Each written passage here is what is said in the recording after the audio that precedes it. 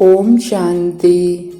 विश्व कल्याणकारी सर्वशक्तिमान समर्थ शिव बाबा की 15 मई 2022 की मुरली से होमवर्क, और इस मुरली की रिवाइज डेट है 18 जनवरी 1991, यानी ये मुरली बाबा ने स्मृति दिवस पर चलाई है।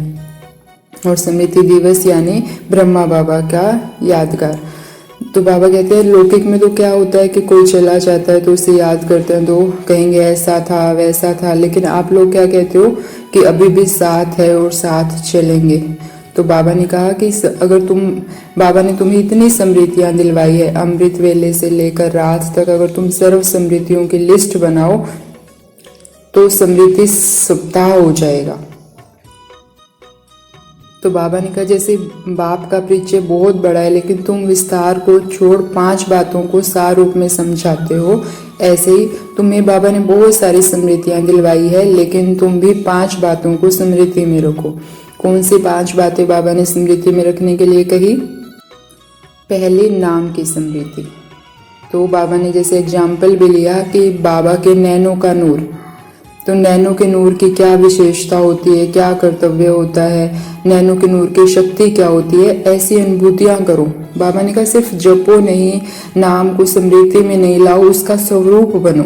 तो हम सारा दिन कोशिश करेंगे जो भी हमें बाबा ने टाइटल दिए हैं, नाम दिए, जैसे बाबा के दिल तख्त नशीन, तो उसका स्वरूप बने। और ये कैसे होगा? जब बाबा कहते तुम उस पर चिंतन करोगे, जैसे बाबा ने कहा नूर की क्या विशेषता होती है, क्या कर्तव्य होता है, ऐसे कोई भी टाइटल जो हम स्मृति में लाएं उसका चिंतन करें कि दिल तख्त नशीन है, जैसे मैं बाबा की दिल तख्त नशीन हूँ, तो दिल तख्त नशीन कैसा होता है, क्या ये लक्षण मेरे अंदर है? अगर नहीं है तो बाबा से वो लक्षण धारण करना। तो ऐसे हमें स्वरूप बनने के लिए बाबा ने आज प्रेरणा दी। दूसरा समृद्धि बाबा ने कही रूप की समृद्धि। मैं कैसी आत्मा हूँ, अपने स्वरूप को देखो। जब हम शांत स्वरूप को देखेंगे तो अलग स्वरूप रूप नजर आएगा, प्रकाश अलग होगा। ऐसे शक्तिशाली आत्मा हूँ तो कैसा रूप दिख रहा है। ऐसे गुण का कि मैं गुण की समृद्धियां लाऊं, मैं जैसे शांति का गुण, पवित्रता का गुण, प्रेम का गुण, तो गुण की समृद्धियां लाओ।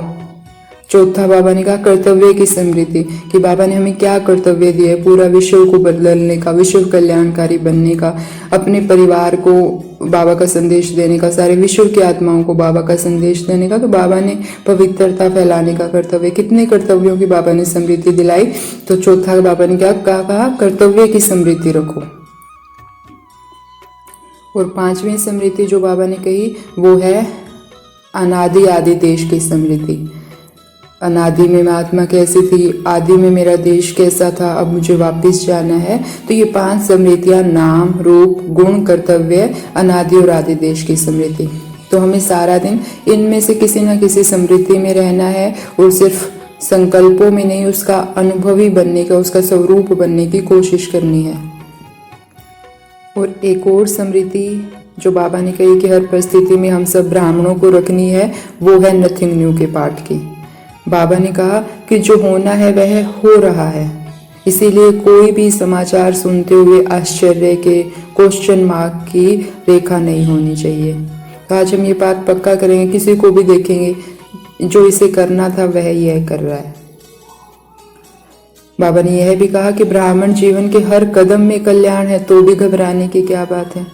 तो जब है ही कल्याण, कुछ नया हो ही नहीं रहा, जो कल्प हुआ है वही हो रहा है, जो होना चाहिए वही हो रहा है, तो बाबा कहते हैं नथिंग न्यू का पाठ पक्का करो।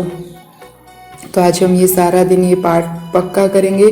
कुछ भी नया नहीं हो रहा, खाना बना रहे हैं नथिंग न्यू, 5000 साल पहले की तरह ही खाना बना रही हूँ। तो जब हम छोटी छोटी बातों में नथिंग न्यू का पाठ पक्का करेंगे तो जब बड़ी बातें होंगी तो भी हमारे मुंह से यही निकलेगा, जो होना है वो हो रहा है, नथिंग न्यू। आज बाबा ने पूछा कि क्या अपने आप को पद्मापदम भाग्यवान अनुभव करते हो? फिर बाबा ने कहा भाग्यवान हो या सौभाग्यवान हो? तो हम तो पद्मापदम सौभाग्यवान आत्माएं हैं। और बाबा ने कहा अच्छा तुम पद्मापदम सौभाग्यवान हो तो तुम्हारा चेहरा कैसा होना चाहिए? सदा हर्षित।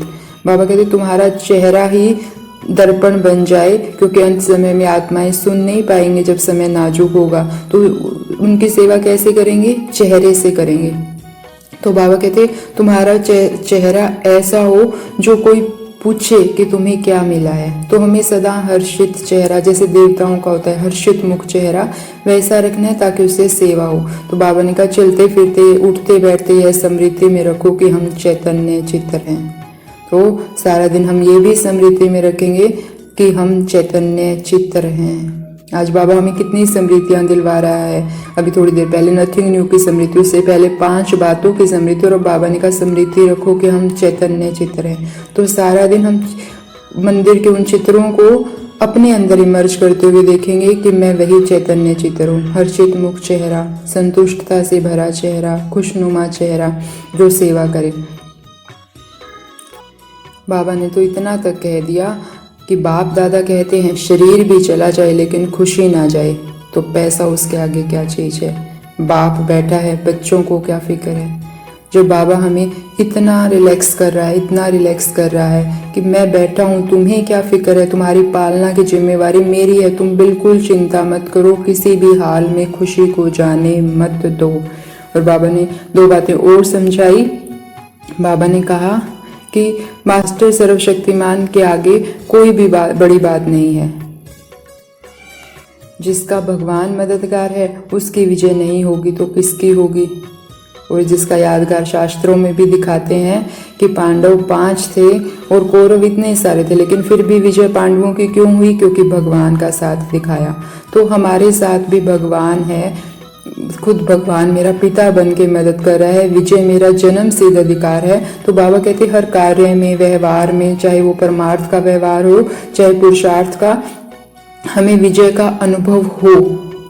विजय हमारा जन्म सिद्ध अधिकार है। भगवान मेरे साथ है, मेरी विजय नहीं होगी तो किसकी विजय होगी। जब हमें ये इतनी समृद्धि रहेगी तो हम दुखी नहीं होंगे।